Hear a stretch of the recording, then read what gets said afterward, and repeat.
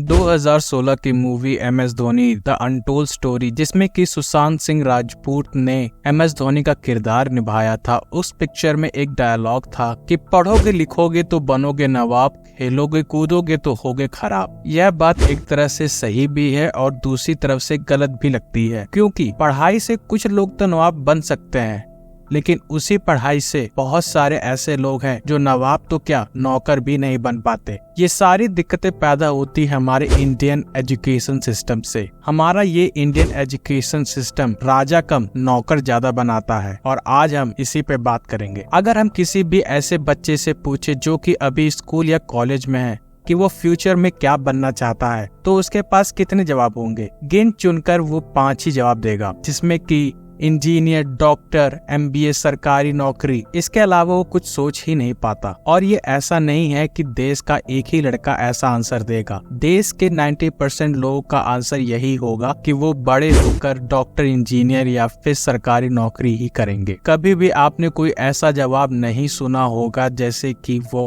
Archaeologist बनना चाहता है, कोरियोग्राफर बनना चाहता है, डायरिस्ट या फिर समथिंग जो कि डिफरेंट हो इन सब से। आज से 12 साल पहले रिलीज हुई मूवी 3 इडियट्स में आमिर खान कहता है, किसी महापुरुष ने कहा है कि कामयाब होने के लिए नहीं, काबिल होने के लिए पढ़ो।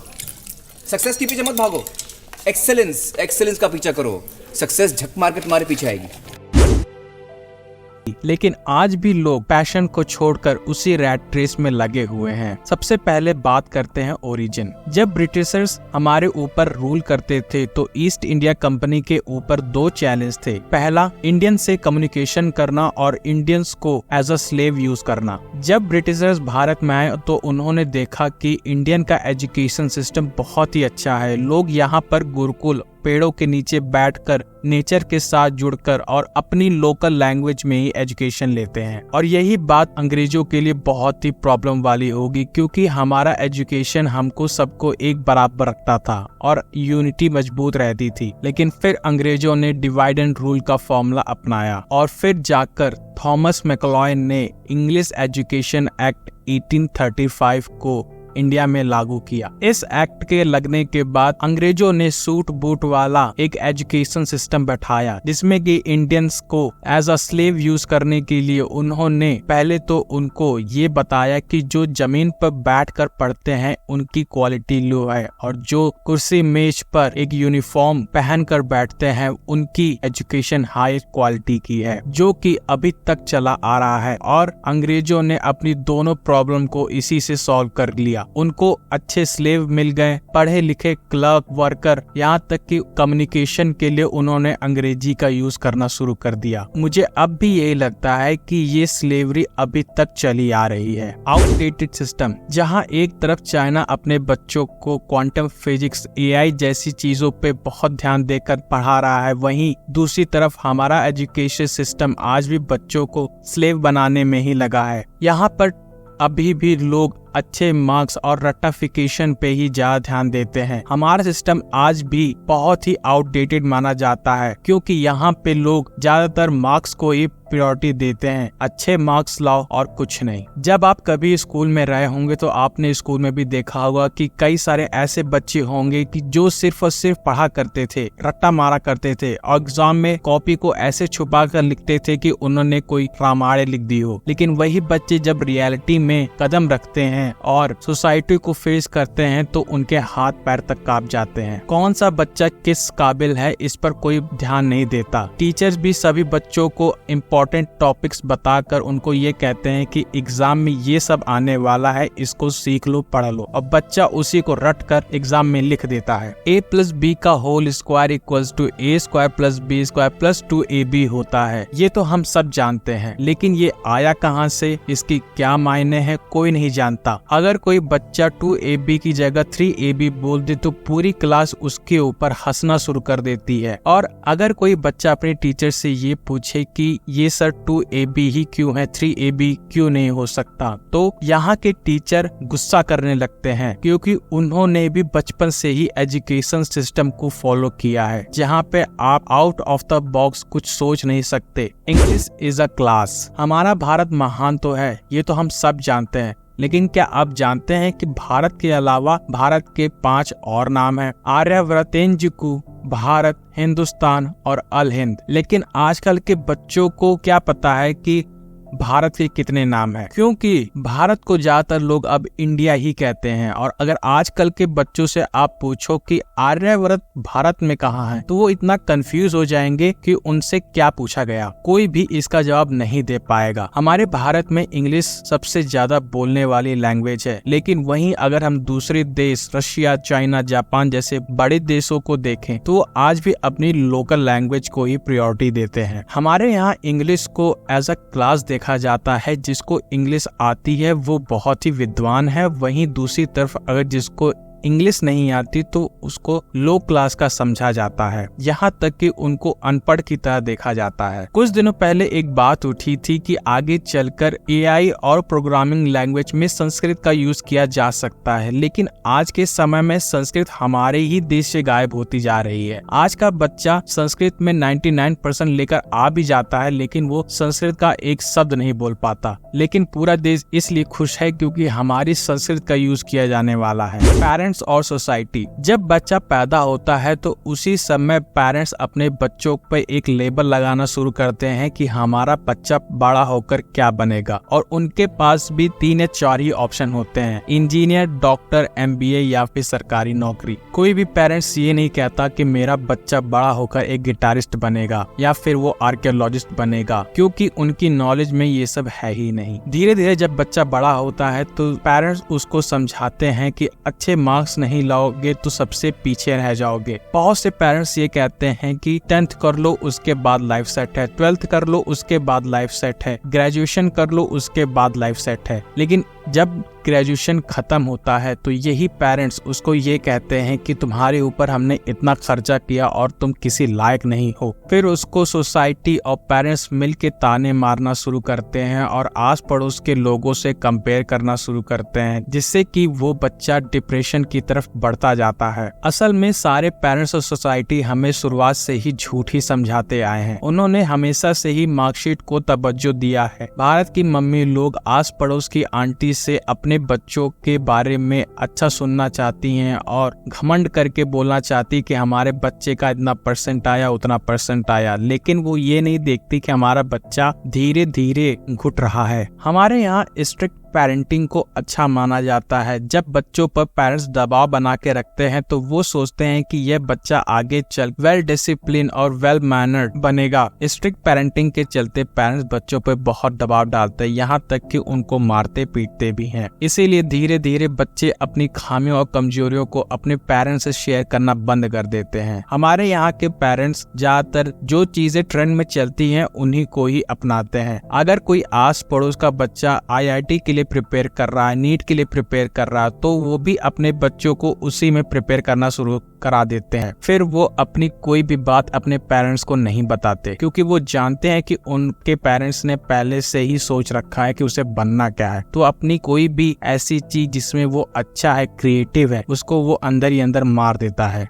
क्रिएटिविटी, एक ऐसा बच्चा जो कि ऐसे माहौल में पला बड़ा है जहाँ पर किसी ने उसको ना समझा, ना उसकी क्रिएटिविटी पैशन पे ध्यान दिया, तो वो बच्चा भी वही करने लगता है जो कि आसपास के लोग करते हैं। अगर कोई बच्चा आउट ऑफ द बॉक्स कुछ करने की कोशिश करता है तो बाहर से सोसाइटी और पेरेंट्स का प्रेशर उसको वापस से रैट रेस में फेंक देता है और ये कहता है कि जो तुम कर रहे हो उसमें कोई भी फ्यूचर नहीं है, या फिर वो बच्चों को ऐसी बात बोलेंगे कि तुम्हारी लाइफ है, तुमको जो करना है करो, जिससे कि बच्चा बिल्कुल ही हताश हो जाता है और वो ये मान लेता है कि जो मेरे पेरेंट्स कह रहे हैं वही सही है। फिर वो लग जाता है उसी को करने में कि पढ़ाई करो, नंबर लाओ, नौकरी पाओ। अगर कोई बच्चा अपने पेरेंट्स से जाकर ये कहे कि मुझे आर्कियोलॉजिस्ट बनना है, तो उसके पेरेंट्स भी यही कहेंगे इसका क्या फ्यूचर है, इसका कोई फ्यूचर नहीं है, जाके अपनी पढ़ाई करो और नौकरी की तलाश करो, जिससे कि वो बच्चा अपनी क्रिएटिविटी को छोड़ देता है और डिप्रेशन का शिकार हो जाता है। मास मीडिया रिपोर्ट्स की माने तो एक इंडियन एक दिन में 5 घंटे से ज्यादा समय मोबाइल पर या फिर स्क्रीन के सामने बिताता है। अगर कोई बच्चा 5 घंटे का समय सिर्फ स्क्रीन को देखते हुए बिताता है तो वो उस चीज से जरूर ही इन्फ्लुएंस होगा।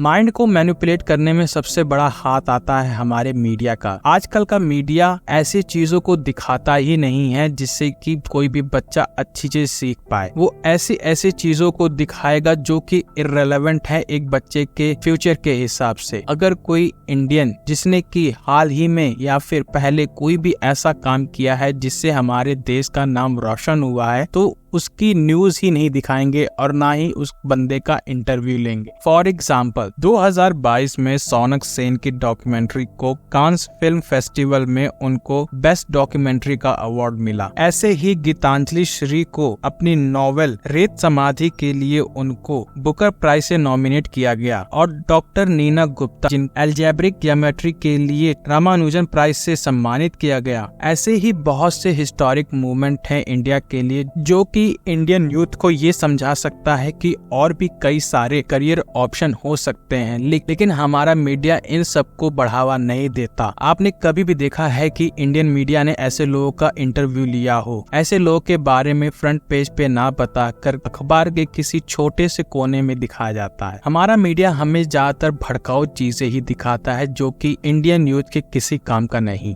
भारत का मीडिया उल्टे सीधे खबरों को दिखाकर लोगों का ब्रेन वॉश करता है। इसीलिए ये बहुत जरूरी है कि इंडियन मीडिया भी इन सब चीजों को दिखाना शुरू करे जिससे कि लोगों के ऊपर सिर्फ इंजीनियर और डॉक्टर बनने का ही भूत सवार ना हो। स्कूल्स और कॉलेजेस, हमारे देश में स्कूल और कॉलेजों की हालत बद से बदतर है। हमारे गवर्नमेंट स्कूल, वहाँ तो छोटी छोटी चीजों के लिए भी लोग तरसते हैं और गवर्नमेंट इन स्कूलों को सुधारने के बजाय इनको बंद करने की कोशिश करता है। सारे स्कूलों और कॉलेजों में भारी टीचर की कमियां हैं। हरियाणा में ही एक मामला आया था जिसमें कि हरियाणा सरकार ने 300 स्कूलों को बंद कर दिया और 20,000 पोस्ट को एबॉलिश कर दिया। अब वहाँ पे 38,000 तक की वैकेंसी खाली है। इसी तरह असम की सरकार ने भी 34 स्कूलों को बंद कर दिया क्योंकि वहाँ के क्लास 10th के बोर्ड एग्जाम में सारे के सारे स्टूडेंट फेल हो गए थे। गवर्नमेंट सरकारी स्कूलों को सुधारने के बजाय उनको बंद किए जा रही है, जिसका फायदा प्राइवेट स्कूलों को मिलता है। बच्चे फिर पढ़ाई के लिए प्राइवेट स्कूल में जाते हैं जहां पर बच्चों के पेरेंट्स बंडल भर भर के बच्चों की फीस भरते हैं और वहां के टीचर बच्चों को बच्चों की तरह न समझकर रोबोट की तरह तैयार करते हैं। वहां के टीचर बच्चों को कहते हैं कि लाइन में खड़े रहो, किसी से बात मत करो, शोर मत करो, अपने बाल छोटे रख के स्कूल आओ, अगर लड़कियां हैं तो चोटी बांध कर आओ।